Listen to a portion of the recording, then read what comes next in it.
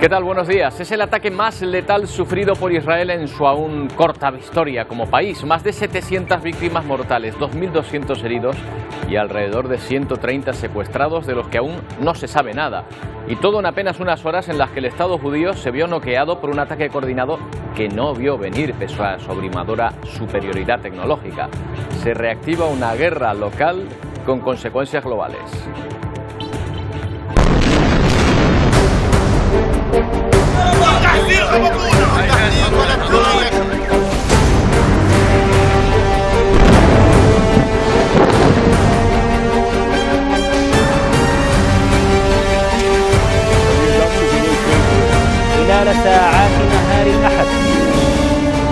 El ataque terrorista de Hamas conlleva una brutal respuesta israelí sobre los territorios controlados por esta organización, en la que ya han muerto 400 palestinos. Y las reacciones sumándose a uno u otro bando remueven el tablero geoestratégico mundial. Irán vuelve a ser señalado como patrocinador principal, Rusia mira complacida y Estados Unidos traslada sus portaaviones a la zona. Desde el Líbano aumenta la presión en la frontera, muy cerca de donde está presente la misión militar española en este país. Las consecuencias son aún imprevisibles. Sobre el terreno, se sigue viviendo la violencia extrema de un ataque que no ha terminado, siguen los enfrentamientos entre milicias de Hamas y el ejército de Israel y nada se sabe del paradero de más de 130 rehenes israelíes en manos de Hamas. El Ministerio de Asuntos Exteriores confirma que hay 2 españoles que han sufrido el ataque sin detallar en qué estado se encuentran. Las cifras oficiales hablan ya de más de 1.000 muertos. Israel ha declarado el estado de guerra. Más de 700 muertos según la oficina de prensa del gobierno israelí. Esto supone más de la mitad que todos los israelíes fallecidos durante la segunda intifada entre el 2000 y 2005, en el mayor ataque de Hamas contra el territorio israelí. El número de heridos asciende a más de 2.300, de los cuales 360 están en estado grave. Su primer ministro declara que el país está en guerra tras estos ataques sorpresa. También hay al menos 130 israelíes retenidos. Familiares de los rehenes y desaparecidos piden ayuda. Esta mujer cuenta cómo a las 10:15 de la mañana su hija la llamó para contarle que habían disparado a su coche, que todos estaban heridos y que no sabía qué hacer.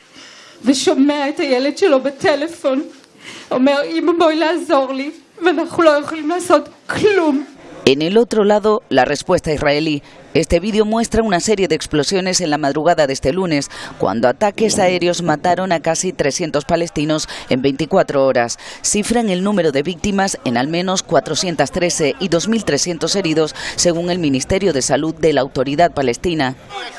Sin previo aviso nos golpearon, sin previo aviso, era un F-16.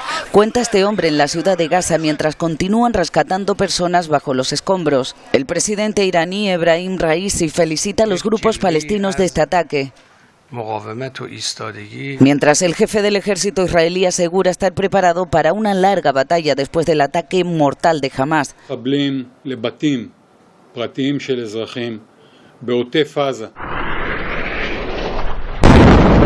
Cientos de muertos en ambos bandos y unos enfrentamientos que los analistas consideran sin precedentes.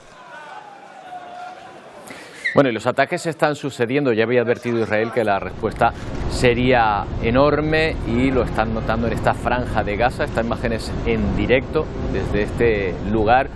Humo que ven ahí asomar sobre uno de los edificios de la ciudad después de los ataques israelíes que están continuando a lo largo del día de hoy.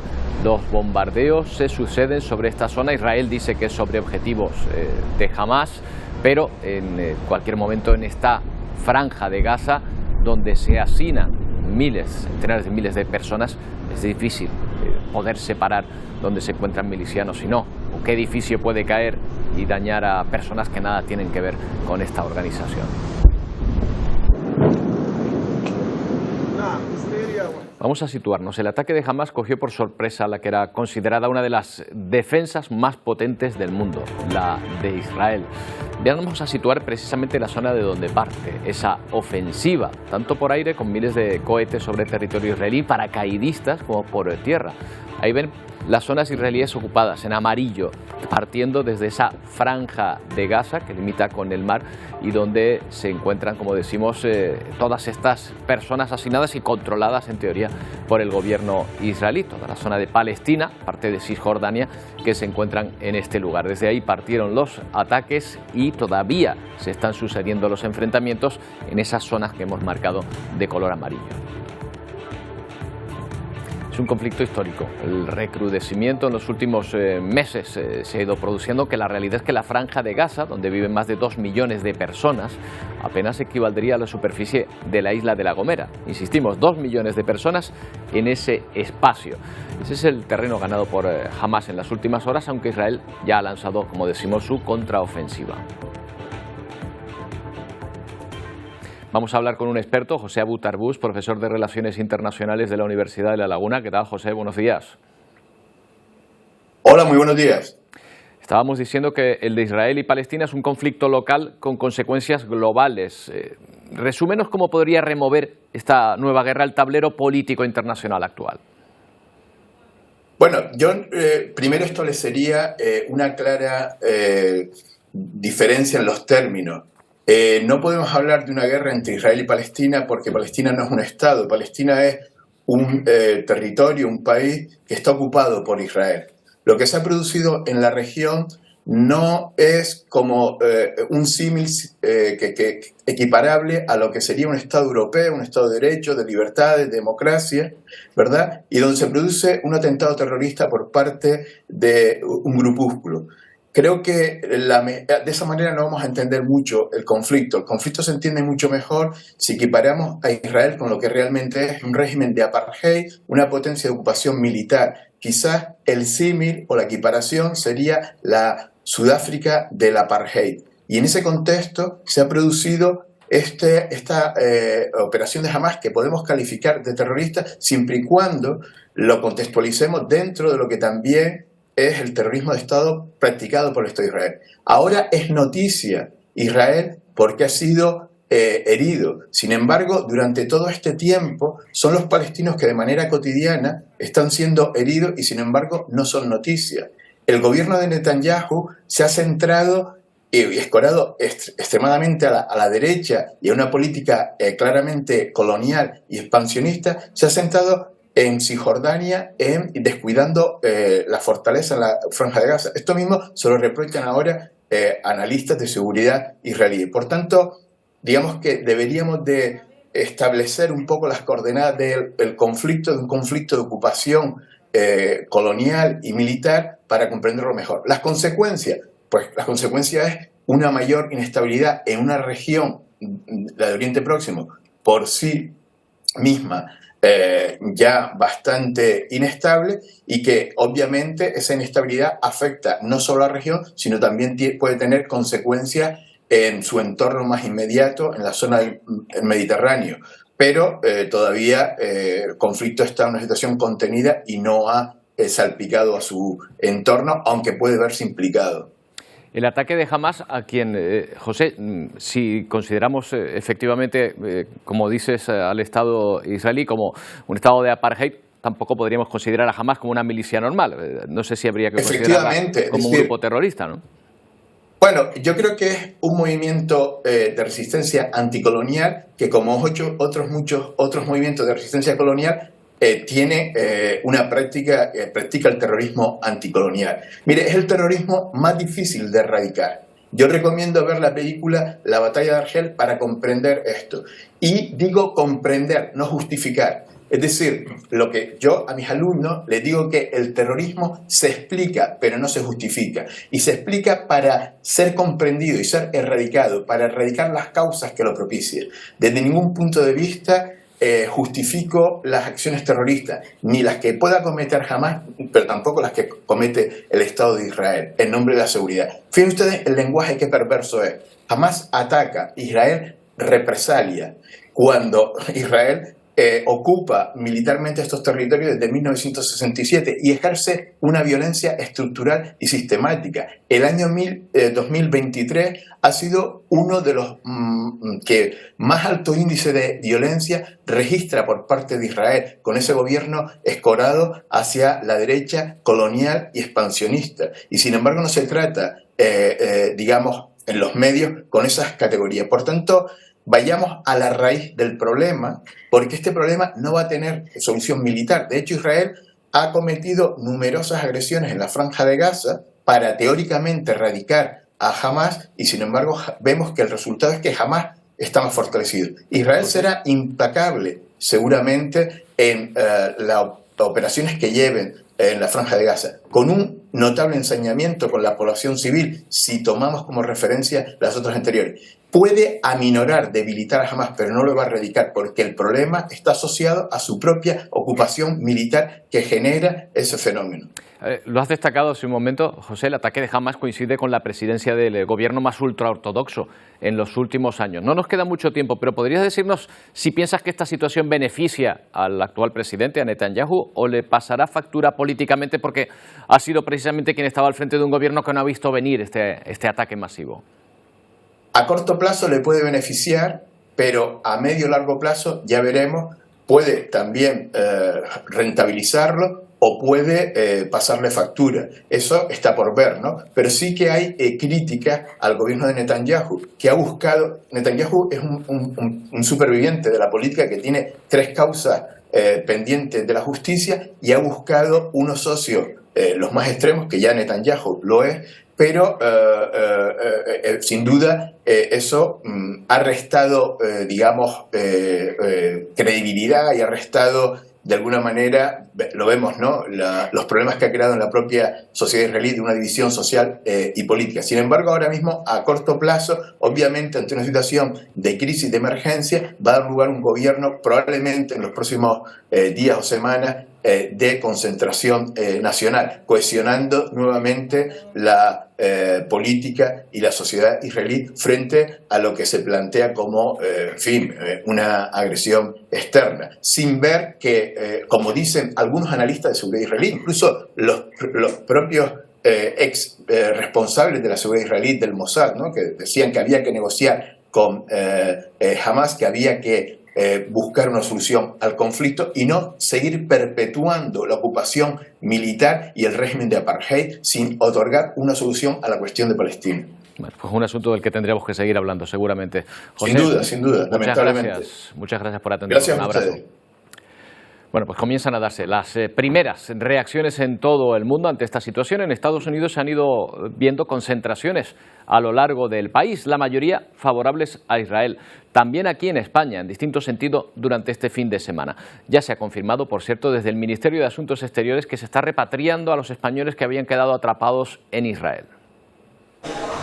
Es el aeropuerto de Tel Aviv, con cancelaciones masivas de vuelos tras los duros enfrentamientos entre Hamas e Israel. Este pasado domingo apenas salieron vuelos, y es que este aeropuerto, en la ciudad más poblada de Israel, es uno de los objetivos principales de Hamas. Así están los aviones, todos en pista, sin ningún movimiento. Desde España se ha confirmado que empiezan a repatriarse ya a los españoles que se habían quedado atrapados en el país. Y comienzan las primeras reacciones en el mundo ante este ataque. En Estados Unidos, ciudadanos salen a la calle. Varias manifestaciones pro-palestinas, como en Chicago. Estas imágenes de drones muestran a cientos de personas en las calles. Lo mismo frente a la Casa Blanca. Este ciudadano asegura estar muy nervioso por lo que va a venir. Esta otra, en Times Square, condena los ataques sufridos a Israel. Estoy aquí en este momento tan trágico en la historia de Israel y del pueblo judío para mostrar mi apoyo, dice este ciudadano americano. Estados Unidos ha desplegado este portaaviones. Aseguran que mantienen fuerzas a nivel mundial y que han proporcionado a Israel todos los recursos armamentísticos necesarios. En nuestro país también comienzan a darse las primeras concentraciones. Esta en Barcelona, convocada por la comunidad palestina en Cataluña. Europa también se blinda y refuerza la seguridad ante posibles ataques terroristas. Se ha hablado muchísimo de esta fiesta, de esta celebración que se estaba produciendo justo en el momento de los ataques. Pues bien, estas son imágenes aéreas que muestran la destrucción de ese lugar cerca de Gaza, que se convirtió en uno de los primeros objetivos de los terroristas palestinos que cruzaron a Israel el pasado sábado. Miles de jóvenes asistían a esa fiesta. los medios israelíes dijeron que los servicios de emergencia han recogido 260 cadáveres solo de los participantes de este lugar. Algunas de las personas que participaban a ella todavía están en paradero desconocido. Hoy se cumple un mes de la muerte de la única víctima española de la guerra de Ucrania. Cambiamos de escenario. Se trata de la cooperante catalana Emma Igual, que perdió la vida en Donetsk tras un ataque ruso. Todo mientras el presidente ucraniano, Volodymyr Zelensky, pedía unidad en la Asamblea de la OTAN. A través de un vídeo ha solicitado que cesen las disputas internas a nivel político.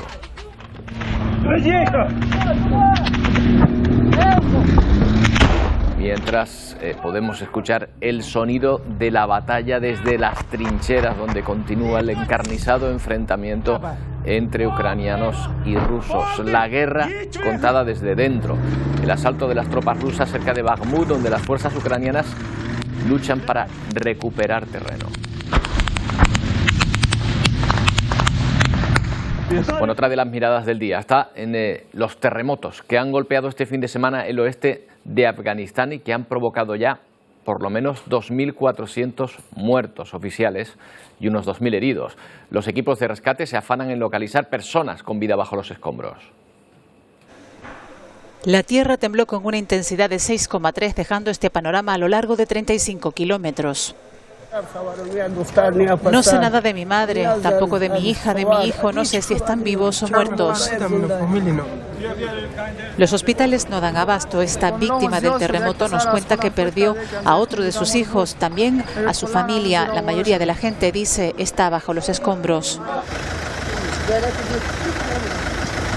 Las réplicas que se registraron en las horas siguientes terminaron cebándose con lo poco que quedó en pie. Las estructuras debilitadas no aguantaron. Más de 9.000 familias tienen sus casas totalmente destruidas. Los niños son los más vulnerables. Necesitan refugio, alimentos y otro tipo de apoyo, nos cuenta el responsable de Save the Children en Afganistán.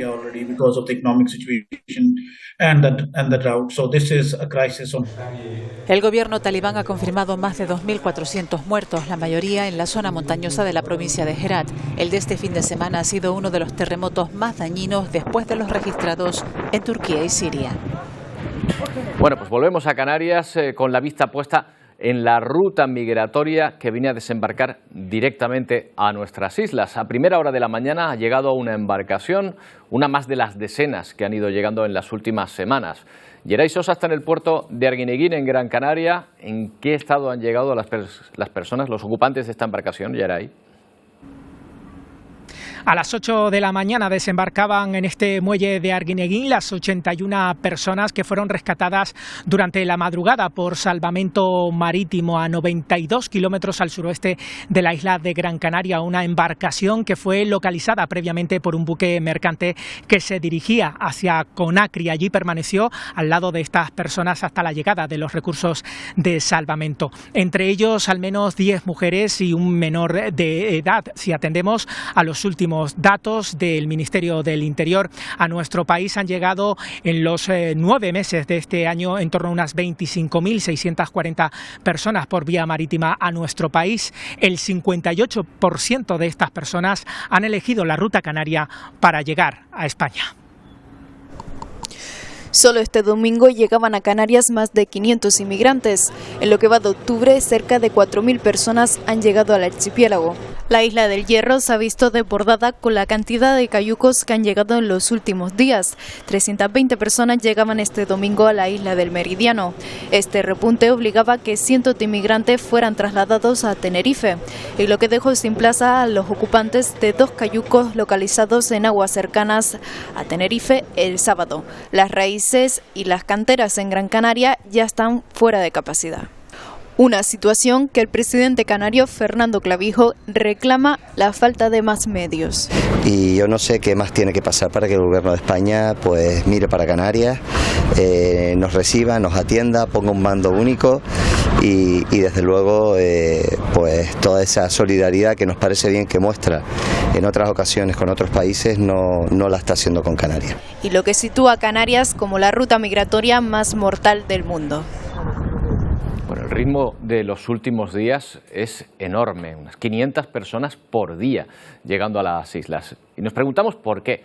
¿Qué está haciendo que lleguen más embarcaciones en esta época del año? En principio se habló de que las calmas de los meses de septiembre y octubre seguramente activasen estas rutas. Esto no es nuevo. Lo que sí está llamando la atención es la masiva llegada de embarcaciones hasta la isla del Hierro, la más occidental del archipiélago. Fíjese en la distancia que separa Senegal, de donde parte la mayoría de estas embarcaciones, de Canarias. Son más de 1.400 kilómetros para llegar a la isla del Hierro.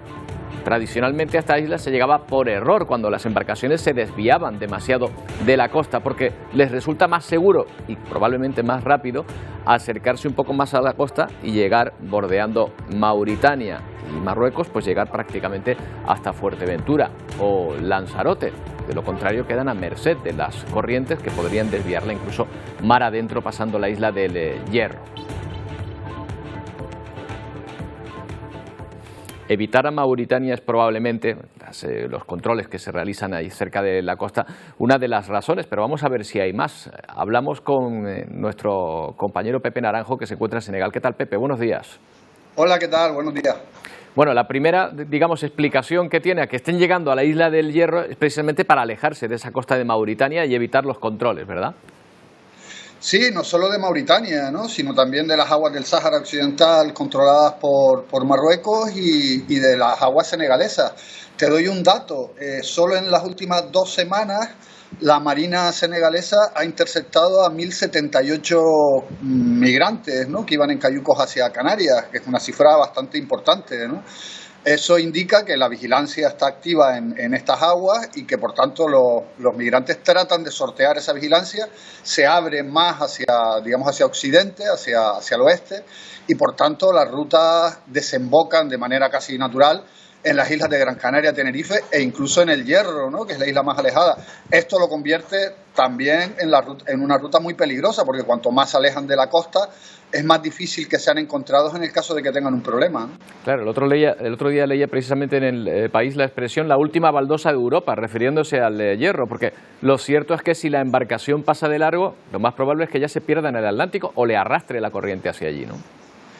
De hecho, es lo que ha ocurrido ya en alguna ocasión, ¿no? Hemos tenido oportunidad de enterarnos, ¿no?, de leer noticias de cayucos que llegan incluso hasta América, ¿no?, a Barbados, a la deriva, ¿no?, con ya todas las personas que estaban en su interior fallecidas, ¿no?, porque si tienen una avería de motor o se pierden y se adentran en el océano, las posibilidades de ser encontrados son mucho más difíciles. Las grandes rutas marítimas y comerciales van más pegadas a la costa, ¿no? Entonces, efectivamente, yo creo que esa expresión de la última baldosa es bastante acertada, en el sentido de que como fallen allí, se quedan en una situación comprometida, ¿no?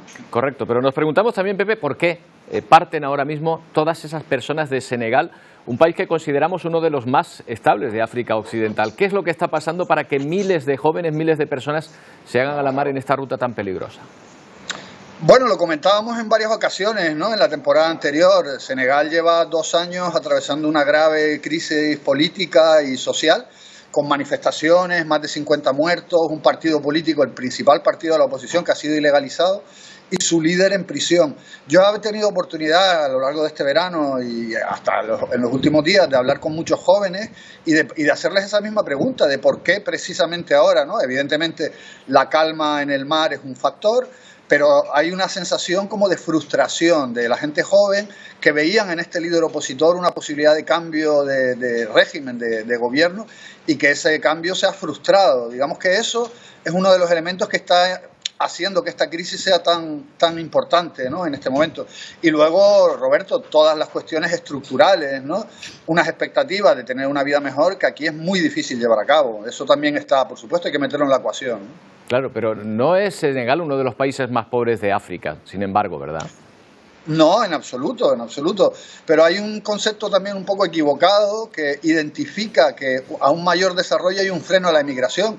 Marruecos es uno de los países económicamente más poderosos del continente africano y, sin embargo, es un gran emisor de emigración hacia España, ¿no? Yo creo que hay que entender, ¿no?, que este es un fenómeno muy complejo que tiene que ver con la intención, ¿no?, de la gente joven de tener ese trabajo, esa mejora en el nivel de vida, y a veces no son los países más pobres los que mandan a sus ciudadanos o los que fuerzan a sus ciudadanos a emigrar, sino todo lo contrario. Cuando se reduce el abismo entre las dos orillas, a veces se intensifica la emigración porque lo ven como más posible, más factible la posibilidad de llegar al otro lado y encontrar un empleo. Pepe, gracias por atendernos. Un abrazo. Gracias a ustedes. Hasta luego. Bueno, muchas de las personas que llegan a las costas canarias son menores de edad, en ocasiones sin la compañía de familiares ni allegados. Más de 3.000 menores no acompañados están bajo la tutela del Gobierno de Canarias. La otra cara de esta situación la protagonizan las familias de acogida. Vamos a conocer, por ejemplo, la familia que ha acogido a Seidú, en El Hierro. Empezando la vida con apenas unos meses, Seidú llegó en una embarcación hasta Fuerteventura. Hoy se encuentra en El Hierro con una familia de acogida. Llegó solo en patera, una patera de algo más de 150 personas, arribó en Fuerteventura hace ya 7 meses, que es el tiempo que lleva con nosotros. Llegó sin familia biológica. Durante todo este tiempo trabajan por y para su bienestar. Aportar nuestro cariño, nuestro hogar y nuestro tiempo para un niño, ¿no? Y nos llegó Seidú, un niño encantador. Más allá de un acto de solidaridad, es un gesto de empatía y de amor. Educación, cariño, un hogar, tenemos 2 hijos más que nos ayudan también. Nosotros hemos podido acoger a Seidú, otras familias seguramente que se solidarizan de otras maneras, pero es una experiencia muy bonita. Un trabajo en equipo, en casa y con la sociedad herreña, que supone un soplo de aire fresco y de esperanza. Bueno, habrá que ver cómo influye la enorme manifestación convocada por Sociedad Civil Catalana ayer en Barcelona contra la amnistía que plantea el actual gobierno en funciones para tratar de lograr una mayoría suficiente que le permita de nuevo gobernar en esta próxima legislatura. El presidente en funciones, Pedro Sánchez, tendrá esta semana varias reuniones en las que buscar los votos necesarios. Las consultas que tendrá Pedro Sánchez para obtener la mayoría parlamentaria vienen precedidas de esta manifestación en Barcelona en contra de la amnistía a los independentistas que plantea el PSOE. Algunos partidos políticos acudieron a la manifestación con un mensaje claro. Estamos hablando de un político amnistiando a otro político a cambio de sus votos para permanecer en el poder. Para pactar con los extremos, sino que primero hay que cambiar el orden de la metodología de los pactos. No se trata de una amnistía que busque la reconciliación, lo que busca exclusivamente es la presidencia del gobierno. El presidente catalán, Pere Aragonés, de Esquerra Republicana, da por hecho el acuerdo para la amnistía. La situación de hoy es la constatación de un fracaso. Del fracaso de Feijóo, de Ayuso y de Abascal, porque la amnistía va a salir adelante. La magnitud de la protesta ha levantado los ánimos en la formación de Alberto Núñez Feijóo. La amnistía es el precio que Pedro Sánchez tendría que pagar si quiere seguir al frente del gobierno. Bueno, se preparan elecciones en Argentina para el domingo 22 de octubre. El país está viviendo una campaña electoral muy polarizada, agitada por el discurso de Javier Milei. Ahora se celebra el segundo debate electoral en el que participaron los 5 candidatos que superaron el 1,5% en los votos de primaria. Nos lo cuenta Mariana Segulín. Se realizó en Argentina el debate de los 5 candidatos que lograron pasar el piso del 1,5% necesario en las primarias abiertas, simultáneas y obligatorias. Y fue un debate picante, donde hay 3 candidatos que se estaban disputando el primer lugar en las elecciones, teniendo en cuenta la polarización que se estaba buscando entre el candidato de La Libertad Avanza y también el candidato del oficialismo. Tenemos en el medio a Patricia Bullrich, la candidata que luchó por quedarse dentro del ring en esta disputa. Y esto es lo que sucedió en el debate. Son los 5 candidatos que se presentan a la primera vuelta por la carrera presidencial en Argentina. Prácticamente todos los candidatos se enfrentaron a Sergio Massa, actual ministro de Economía y candidato de Unión por la Patria. Dijiste que venías a sacar las papas del fuego. ¿Y sabés lo que hiciste? Nos hiciste puré. La inflación, con una variación interanual en el país del 115%, ha sido uno de los ejes del debate. El país está al borde de la peor crisis de su historia.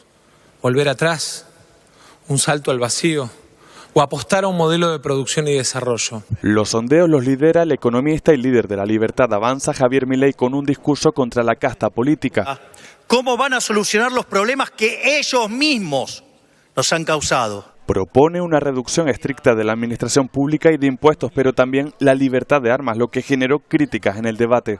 Les digo que si se liberan las armas, van a estar en manos de los monos. Quiero hablarte a vos que sos mamá y protegerte de esos que promueven la libre venta de armas. Patricia Bullrich pugnó por ser la tercera vía exministra en el gobierno de Macri, candidata de una alianza de partidos de centro.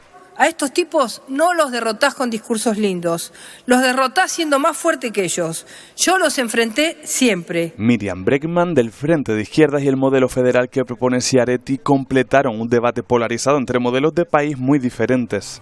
Muchas gracias. Este es el último debate presidencial antes de las elecciones del 22 de octubre.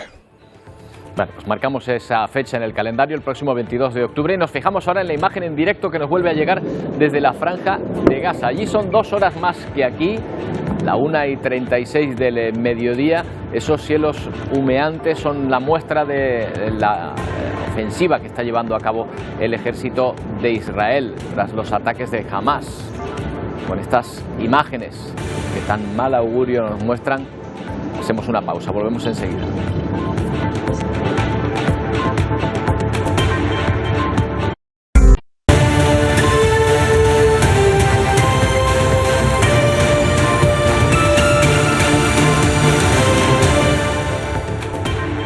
11:41 minutos de la mañana y más de 30 grados en el exterior. No es la primera vez que hace calor en otoño.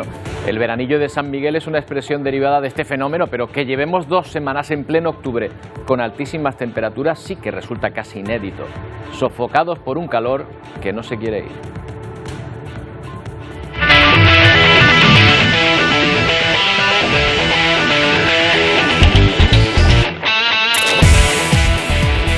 Encima soportando la agradable compañía de la intensa calima que hace la situación más agobiante. Temperaturas por encima de los 35 grados en varios puntos de las islas, rozando incluso en algunos los 40. La propia Agencia Estatal de Meteorología reconoce lo excepcional de esta situación, porque el calor no se limita a puntos concretos, es generalizado, mucho más largo de lo habitual y encima no se vislumbre que finalice a corto plazo. Esta semana nos sigue tocando sudar y soportar más calima.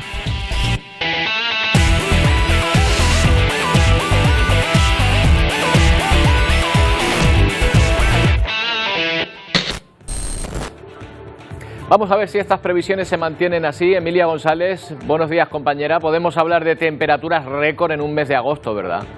En un mes de agosto sí, hemos tenido 2 olas de calor, pero en este de octubre hemos tenido la tercera ola de calor. Así es, precisamente, ya lo decía la Agencia Estatal de Meteorología, es la tercera ola de calor en las islas. Es inédito encontrar un octubre así debido a las elevadas temperaturas, tanto las máximas como las mínimas, con noches tórridas por encima de los 25 grados en pleno mes de octubre, pero sobre todo por su duración, porque todavía esta semana tendremos que soportar valores por encima de los 30 grados en muchos puntos de las islas. Además, con el embate de ese aire caliente junto con la calima que han sido los protagonistas en las últimas horas.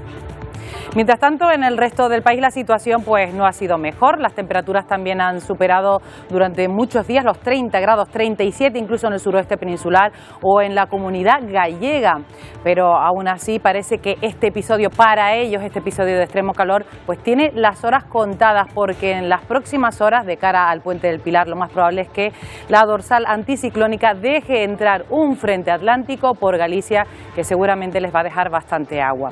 Y ni tan seco y caluroso ni tan lluvioso como lo que están padeciendo en Taiwán y en Hong Kong, donde el paso del tifón Koinu, ahora ya convertido en tormenta tropical, pues ha dejado a su paso un fallecido y más de 200 heridos. En las últimas horas se han tenido que cerrar los comercios porque siguen llegando fuertes lluvias y fuertes vientos, además de cientos de vuelos suspendidos en el aeropuerto de Hong Kong. Hay que recordar que este tifón, que significa cachorro en japonés, tocó tocó tierra con una categoría de 4, con vientos de 252 kilómetros por hora. Sin embargo, lo superó al cruzar el estrecho de Taiwán, llegando a alcanzar los 342 kilómetros, que constituyen un nuevo récord también.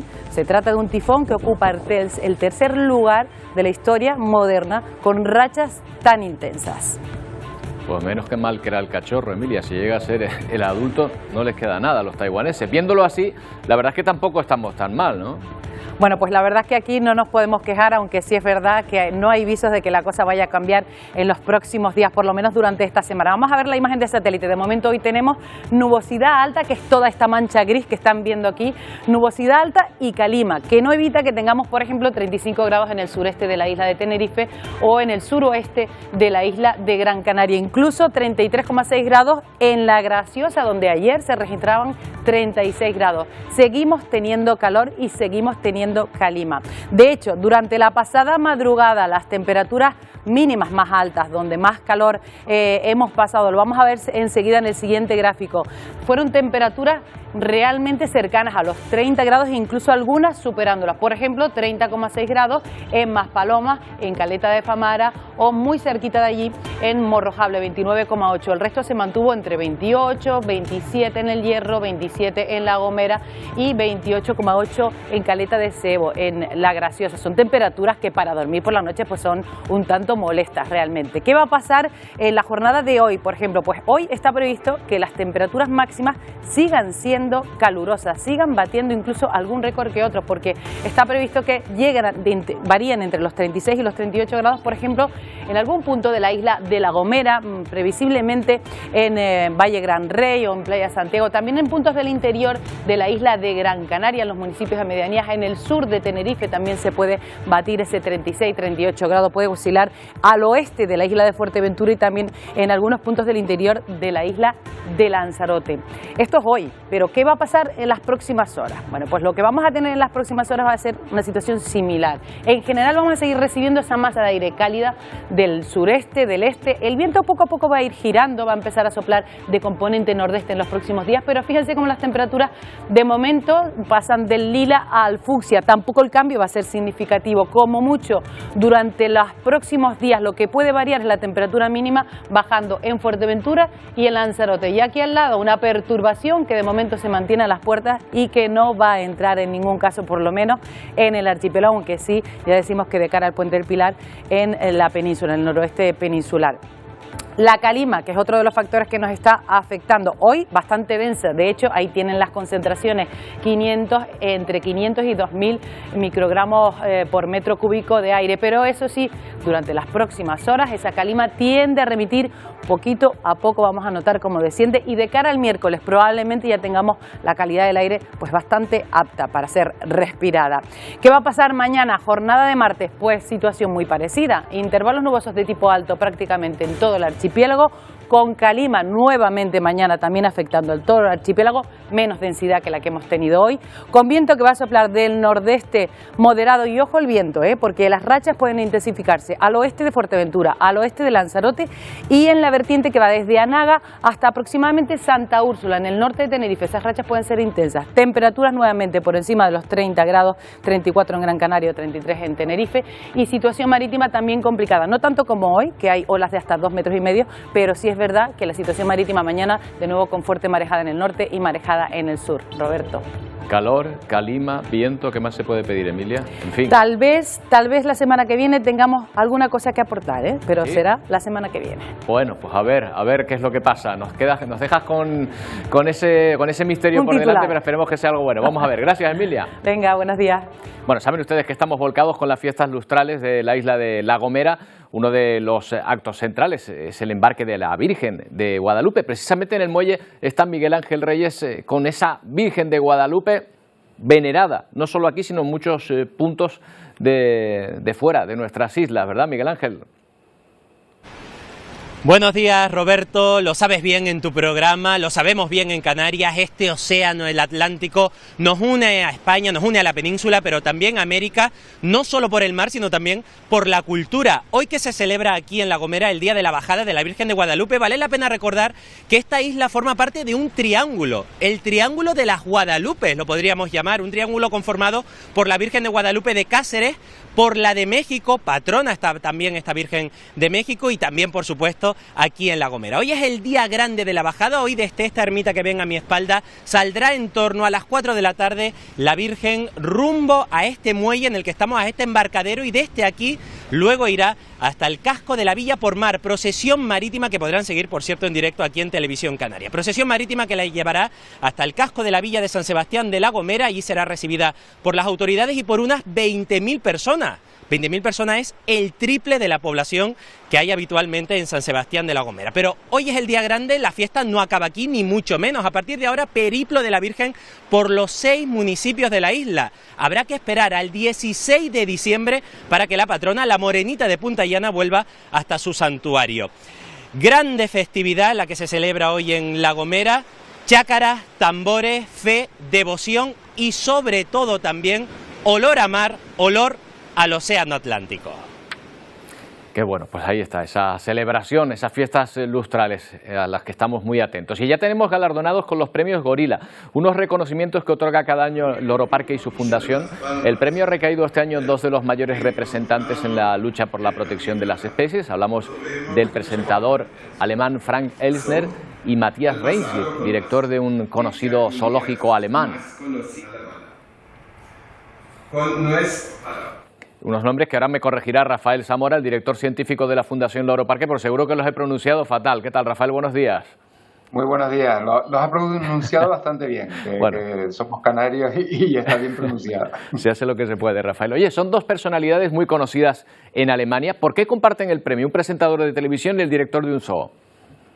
Bueno, pues por cosas del destino. Matthias Reinschmidt trabajaba aquí con nosotros durante muchos años y de hecho llegó a ser director también del Loro Parque a nivel zoológico, y Frank Elsner hacía muchos programas conocidos, digamos, desde su época, era de Jesús Hermida, igual el equivalente en España pues sería allí en Alemania, pero ha tenido una trayectoria muy muy larga y aún muy mayor, ya con edad de jubilación, se decidió hacer los viajes de Elsner y recorrer el mundo entero con especies amenazadas. Y comenzaba aquí con Matthias, al conocerse en otra producción que teníamos en Alemania, que somos muy famosos allí, seguimos teniendo récord en prime time, pues decidieron hacer un viaje juntos que salió muy bien, y a partir de ahí empezó la trayectoria y han estado pues con los tiburones amenazados en las Bahamas, han estado en Indonesia con los orangutanes y en los proyectos del Loro Parque Fundación en Brasil, con los que el Centro Zoológico Acreditado ha tenido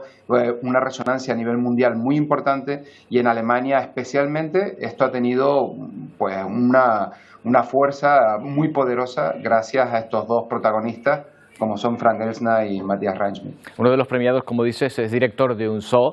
¿Cómo se están adaptando, como ustedes mismos también, a las nuevas sensibilidades de protección animal en el mundo, este tipo de espacios? Bueno, los centros zoológicos a veces tienen una cierta polémica con gente que no la acaba de comprender perfectamente. En el caso de Matthias, en el zoo de Karlsruhe, igual que cuando estaba aquí en Loro Parque, todo se corrige con la ciencia, porque la gente que se acerca realmente al mundo científico, y cada vez estamos pues mucho más valorados a nivel internacional en la conservación de las especies, pues ahí es donde está la clave. Entonces, saber cómo funciona es fundamental y, bueno, la importancia es saber transmitirlo y llegar a todos los sectores de la población para que el apoyo sea total. El mundo científico está de la mano con nosotros y estamos haciendo grandes proezas en los sitios, en los lugares donde las especies más los necesitan, y el conocimiento ex situ, el conocimiento de los centros zoológicos acreditados es fundamental para poder avanzar con éxito y salvar especies de la extinción, como lo hemos hecho ya desde aquí, desde Tenerife, con Loro Parque y Loro Parque Fundación, que se han salvado 2 especies, nada más y nada menos, de la extinción. Y esto es algo que solo se puede hacer de la mano con los científicos de campo y los científicos que trabajan directamente con las especies todos los días. Muy bien, Rafael, pues no tenemos tiempo para más. Felicidades por ese premio a los premiados, oye, y por esos 12 casos de éxito, ojalá sean muchos más. Gracias por atendernos. Igual, muchos saludos. Un saludo. Bueno, vamos con otro asunto. Alrededor no los vemos, no los percibimos, pero vivimos rodeados de microplásticos que además muestran una enorme capacidad de dispersión. Son capaces de elevarse hasta la atmósfera para después volver a caer y depositarse en el suelo. Los científicos de la Red de Investigación de Residuos Plásticos en el Medio Ambiente han cuantificado la cantidad que llega a las ciudades españolas, entre las que se encuentra, por cierto, Santa Cruz de Tenerife y Las Palmas de Gran Canaria. Pues bien, una de sus conclusiones dice que los plásticos lo han invadido prácticamente todo, en todos los ecosistemas terrestres. Esta investigación, liderada por la Universidad de Alcalá de Henares y la Autónoma de Madrid. Hablamos con uno de sus responsables, Roberto Rosal. ¿Qué tal, tocayo? Buenos días. Buenos días, un placer estar con ustedes. El placer es nuestro. Bueno, 10 variedades de microplásticos en la atmósfera. ¿Esto de microplásticos es una cuestión de tamaño o de composición? Sí, es una cuestión de tamaño. Bueno, es una cuestión primariamente de composición porque se trata de polímeros sintéticos, pero lo que llamamos microplásticos son partículas cuya dimensión mayor está entre 1 micra y 5 milímetros. Es decir, son pequeños, pero la mayoría de ellos no son invisibles. Y definitivamente, Roberto, están en todas partes, pero ¿están dentro de nosotros también? ¿Los respiramos, los comemos? Sí, están en todas partes.